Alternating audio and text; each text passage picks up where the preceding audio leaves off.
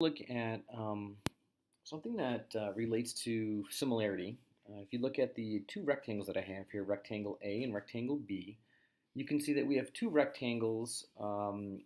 Rectangle A is the pre-image, rectangle B is the image in this case, and rectangle A has been dilated by a scale factor of 3. You can see that here.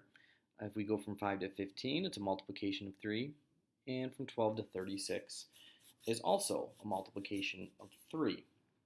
So these are similar rectangles in a sense. And if we look at some of the ratios that we get from this, going back to what we did with similarity with triangles, whether we take the 5 and the 15 or the 12 and the 36 and we write down the similarity ratios, for example, if I go with the 5 and 15, okay, this ratio of the two sides is 1/3.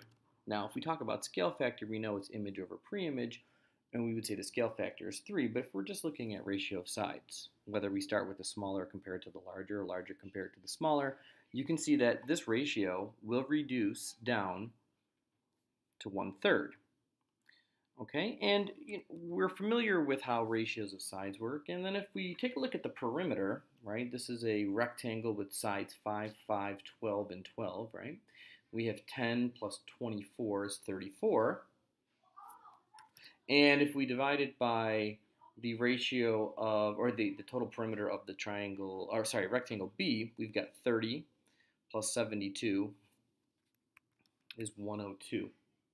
Now when you reduce this ratio, okay, if you multiply 34 times 3, you're going to get 102. So this is also 1/3.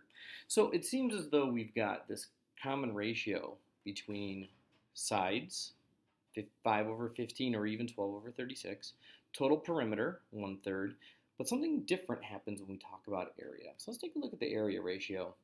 The area of rectangle A, we have 5 and 12.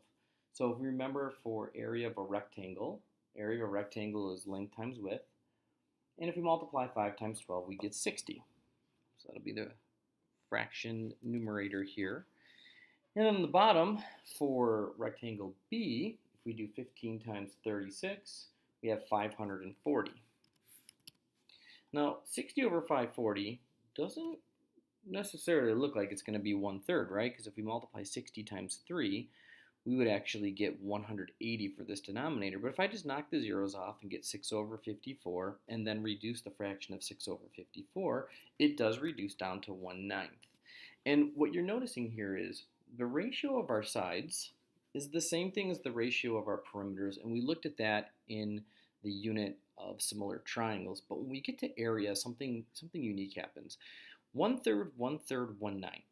So there's something you might notice about these fractions, especially with the 3 and the 9 here.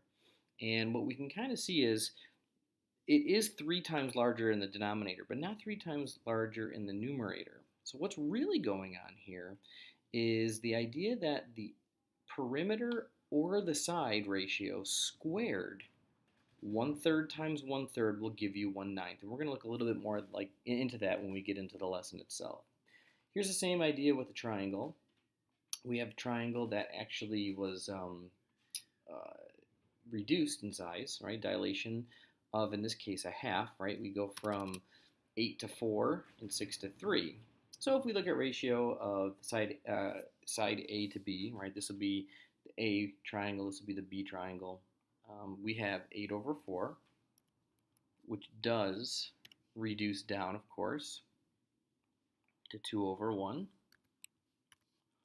And if we look at the perimeter, well, this is a very common Pythagorean triple. This is a 3, 4, 5 right triangle. So this distance right here is 5, which would mean this distance over here would have to be 10, because remember, this was cut in half. And you can check that out with the Pythagorean theorem to verify that. But the perimeter of the first triangle is 14 plus 10, which is 24. And for the perimeter of triangle B, we have 8 plus 4 is 12. And this ratio also simplifies it down to 1/2. So right now, we can kind of see that same pattern happening, whether we're discussing a rectangle, it could be a square, or in this case, two triangles. But then again, when we get to the area, watch what happens. With our area, 1/2 base times height, the area of a triangle.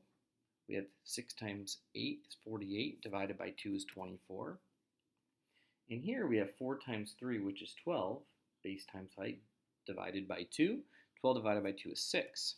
This ratio, 24 over 6, is 4 over 1.